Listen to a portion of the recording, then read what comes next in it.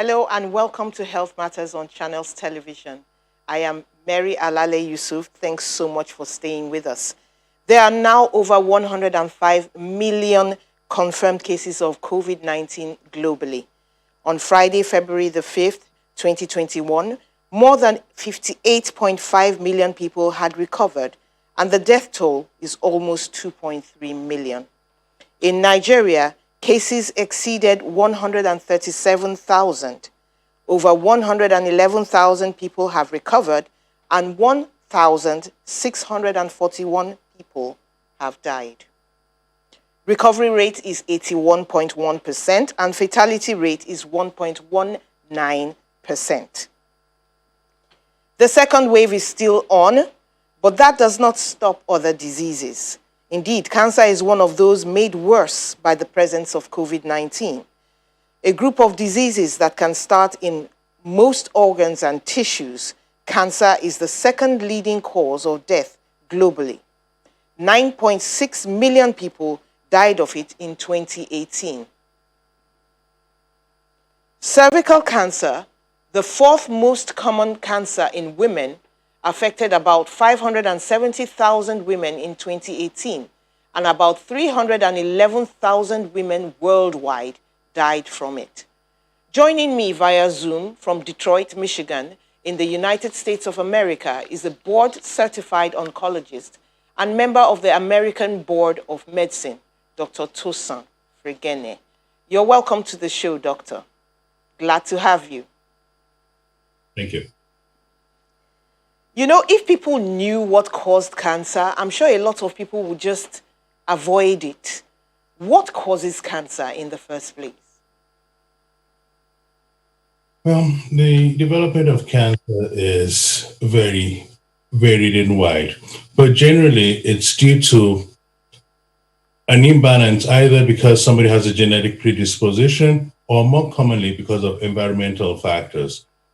Environmental factors may be chemicals and could also be biologic things such as viruses, but the combination of these two events over time is what leads to a lot of cancers. In some cases, we don't know what causes some specific types of cancer. But they say that there are some risk factors which are modifiable, you know, that could help people Yes. avoid cancer. Yep. Whenever there are cancers, there are things that can place people at increased risk for developing cancer. Now, there are factors such as smoking in some cases of cancer where you can modify this risk factor by stopping smoking. There are things which you can be exposed to which you can do things to reduce your exposure to those things. There are disease processes, including viruses, that you can do things about to reduce. And then you also have non-modifiable risk factors, which are things that are inherent to you. For example, genetic predisposition. There's some types of cancers that run into family that you cannot modify your genes, but the modifiable disease factors you can always do something about. Okay, let's talk about zero it down, you know, to cervical cancers. Is there a cause that we can put our finger on that this is what causes cervical cancer? One of the biggest things that has been identified as causing cervical cancer is a virus. There is a group of viruses called the human papilloma viruses, and this has been associated with about 70 to 95% of cases of cervical cancer. Okay, so one of the risk factors would definitely be that the person is a woman.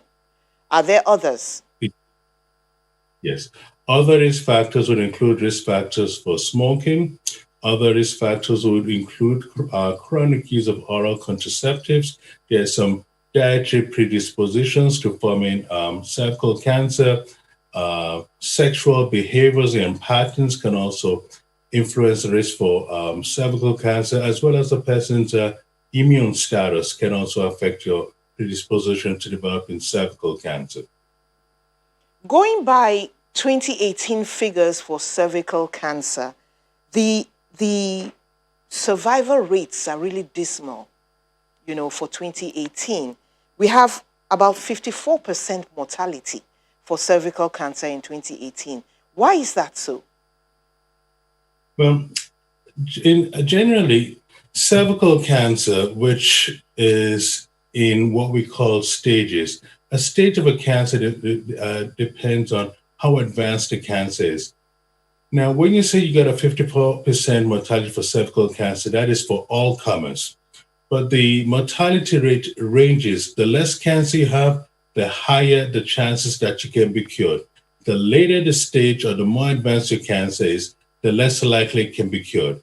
So going from the spectrum of least advanced cancers, those can be cured. You have what we call 5-year mortality rate of 98%. But when you go to the most advanced cervical cancer, the outcome is dismal, about 70% 5-year survival rate.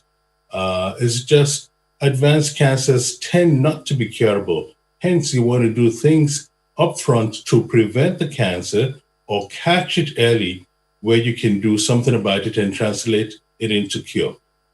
That means that most people present late. Could you hazard a guess why? Well, there's a variety of reasons as to why people present late. People present when they start feeling discomfort. The early stages of cervical cancer, there is no discomfort, no symptoms. Now, the next stage in early presentation, the most common form of presentation of cervical cancer is intermittent vaginal bleeding, which may not be painful. This is usually found to be ignored because of a variety of reasons, self-denial, cultural. But in the more advanced stages, when you start developing pain, swelling of the legs, difficulty with your urination process and bowels, that is very late stage. By the time you start losing weight, that is very late stage, at which time you cannot do too much. As I say, an ounce of prevention is better than a pound of cure. Okay, so let's talk about prevention. How is it prevented? How do people come in the early stages when they don't feel anything, when they are not going through any pain? Well, unfortunately, what you have to do is you have to look at it from a different perspective. You have to screen for cervical cancer. Fortunately, the female cervix is in a location that is potentially accessible and can be screened. There are screening modalities to check to see if a person is high risk or potentially will develop cervical cancer. And this includes testing such as the so-called pap smear, which can be done on women to detect disease. If you're waiting to the point in time where you develop one of the most common symptoms, which is irregular or unusual bleeding, that is usually later down the line. It can be detected before all this occurs. How often should women go for a screening, and what age should it start? Okay. There's variability within that question, but generally between the age of 21 and 25, screening for cervical cancer should be taking place. In some people who have high-risk behavior, it should be done on an annual basis, but at least every 3 years. But the most important thing is you need to get screened. Okay, so we hear that there's a vaccine that can actually be taken. Can you explain that to us? One of the big risk factors and causation for cervical cancer is its association with a virus, the so-called HPV virus. HPV standing for human papilloma virus. There are many different types of human papilloma viruses, and not all of them cause cancer. But there is two specific types, so-called serotypes 16 and 18. This is associated with up to 90% of cases of cervical cancer. The virus, which is out there, it's ubiquitous, and most people get exposed to this virus during their lifetimes. It is transmitted in sexual mode or skin-to-skin contact. This virus affects the cells, chronic invasive cells, which become chronically infected. After a prolonged period of incubation and infection, if the infection is not cleared by the person's immune system, it can now cause early changes or precancerous changes in these cells. And that is what leads to the development of cervical cancer. If you can eliminate this HPV virus or prevent it from occurring by giving a vaccine, and there are such vaccines available, this can reduce the likelihood of an individual going on to develop HPV associated cervical cancer. This being the main cause for causing cervical cancer, if you can prevent HPV 16 and 18, you have a significant reduction in developing cervical cancer later on. That is the basis for the HPV vaccine against cervical cancer. Okay, so you say that this vaccine is likely to prevent cancer from happening, but does that mean that it can happen? Is the vaccine totally fail-safe? Well, like most things in life, nothing in life is totally fail-safe. What the vaccine does is it prevents you from developing these particular types of HPV. Once you have the HPV, it cannot prevent you. It is important to administer this HPV vaccine early in life before a person becomes exposed to those particular types of HPV viruses. Hence, a call is made for patients to receive this vaccine earlier in life before they become sexually active. The HPV viruses are, again, sexually transmitted. They can also be transmitted in a variety of ways, but usually skin-to-skin form of contact. So if you can do something to prevent people from being able to be exposed to this virus by developing antibodies earlier in life, you can later on down the line prevent them from developing cervical cancer. Nothing is fail-proof, and that is why even though you take the vaccine, you need to continue your screening modalities, because that's when you pick up the disease at an early stage when you can do something about it. Okay, you said most cervical cancers are caused by this HPV 16 and 18 virus, right? So Yes. what causes others? Well, other causes for cervical cancer and associations have been, there's some that could be familial. There are not a whole lot of them, but some of them can be familial, where people notice there's an increased risk of cervical cancer in some family members. Now, sexual behavior is also another factor that can be associated with developing cervical cancer. Exposure to certain types of medications, like some steroids, one particularly called diethylstilbestrone, can predispose to cancer. They reported some dietary measures that can also predispose people to cancer, as well as multiparity, which means the more children a patient has, the higher the incidence of them developing cervical cancer. There's also a little smattering of dietary measures, vegetables, fruits intake that can also, in deficient amounts, predispose people to developing cancer of the cervix. Okay, that has been very, very enlightening, doctor. We'll let you rest for about 30 seconds while we go on break, and then we'll continue. Stay with us. We're going for a short break, and then we'll continue the program. Welcome back. We're talking about cervical cancer.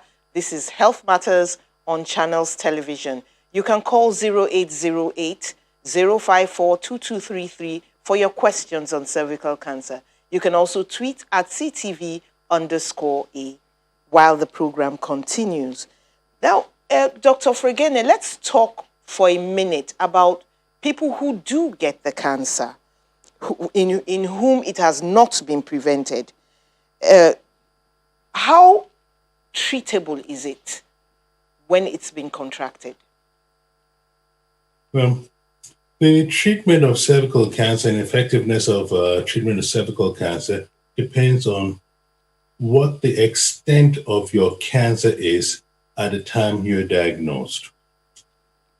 In cancer terms, we call this staging evaluation, whereby you have stage one, stage two, stage three, and stage four being the most advanced, where the cancer of the cervix has now left the cervix and is involving other organs of the body. That is treatable with chemotherapy, but chemotherapy only serves as a palliative mode. You cannot cure it when it's that advanced. In the earlier stages, stage one, where it's confined to the cervix, that is potentially curable either with surgery or with chemotherapy and radiation. The in between stages are less curable than the first stages, one and two, and are treated with chemotherapy and radiation. People generally believe that, at least in these parts, that being treated with chemotherapy or radiation will eventually kill them. How true is this? Unfortunately, that is not true. The truth about it is, most people die from complications of their cervical cancer, which can occur in a variety of ways in which cancer can cause a person's demise. Um, there may be complications which can occur with the treatment modalities, chemotherapy and radiation, but these are in a predictable fashion and can be modified and treated. Overall, they do more good than harm, and they can convene cure in the necessary stages, which will be the first, second, and third stages of cervical cancer, but not in the fourth stage. The first stage of cervical cancer can be treated with just surgical excision or can be treated with radiation, or if the tumor is large, can be treated with chemotherapy and radiation tend to be standard. There may be some transient side effects, fatigue, and some minor discomforts during the treatment, but this is nothing compared to saving your life. I believe Adejoke is on the line from Abuja. Hello, Adejoke. Good afternoon. Good morning. Is it morning or afternoon, rather? Well, it's different times at different parts of the world, so it's okay. Already. I really love what you are doing. I love what you are doing, Nancy. Honestly, you are doing a good work. And I give thanks to all the workers in Channel Television. You are doing very well. Thank you, Doctor, the oncologist. But with all what he has been saying now, how this thing is going to be possible for the less privileged. I'm talking about the masses. You know, we have a lot of masses in Nigeria, particularly since after the lockdown. You know how the country is. How can people get money to do this test? Those who are looking for food to eat, they don't have money to eat. Come and see people begging along the road, both the young and the old. And our government is as if they don't care. Because these things are supposed to be free and these testing centers are supposed to be everywhere. We're not even talking about the people in the villages. Thank you so much, Adejoke. Now, Dr. Fregene, I know that you're in Michigan, but let me ask you, is there anywhere that cancer screening and treatment is under the National Health Insurance Scheme or something like that? Is that something that one can look into for cancer? Definitely can be looked into. In a lot of the developed countries where screening has made a difference in the mortality from cervical cancer, it is presumed to be a national responsibility to the people, and it's done in such measures. This has also been achieved in sub-Saharan Africa, in a country like Rwanda, with cooperation with the government and other non-profit international organizations. They were able to get a 98% vaccination rate in trying to prevent cervical cancer through the HPV virus. So it can be done, and government help and participation is necessary for a project like this to succeed. Are there other types of cancers or diseases that this HPV vaccine prevents? Yes. Now, there are more than 100 strains of HPV viruses. We talked about strains 16 and 18 causing cervical cancer, but there are other strains. Some of them can cause non-malignant cancers, things like warts, which can occur in the hands, can occur in the private areas and the anal region. Um, some of the other HPV viruses can cause other types of cancers involving the back of the throat. It can also occur in males, causing some types of cancers involving the male genital organs as well. So HPV viruses, not all of them cause malignant cancers, invasive cancers as we call them, but some of them can also cause cancers in non-females as well as benign growths, such as warts. There's talk, though, that this particular vaccine, which is used for cervical cancer, can be used on boys with, some sort of results. What's this? Yes. Well, what it is a lot of cervical cancer occurring through the HPV virus is via sexual contact.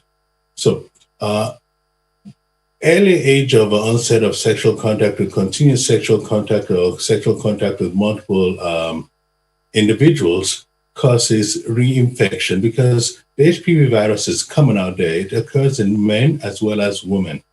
So part of the thinking is if you vaccinate the women and the men, you can reduce the likelihood of the women becoming infected with this HPV 16 and 18. It can also potentially reduce the likelihood of men, depending on the type of HPV vaccine, developing penile warts and things like that. But it can also reduce the likelihood of cervical cancer by preventing the men from infecting the woman. If it is given early in life to whereby the vaccine is effective. Okay, I believe we're getting a call from Ogun State. Shobi, I believe. Okay, we seem to have lost that call. But you did say that girls can be vaccinated with this Yes. HPV vaccine.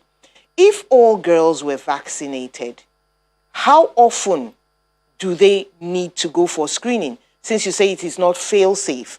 Initially, you told us every 3 years, but with the vaccine, does that change? No, it does not change. You still need to be monitored for evidence of cervical cancer. Asymptomatic in early stages, which is why screening needs to continue. Whether you have the vaccine or not, you need to be screened. Preferably, you have the vaccine and the vaccine is administered at an early age before these individuals get exposed to this type of HPV virus where it is most effective. But screening is a must and must continue.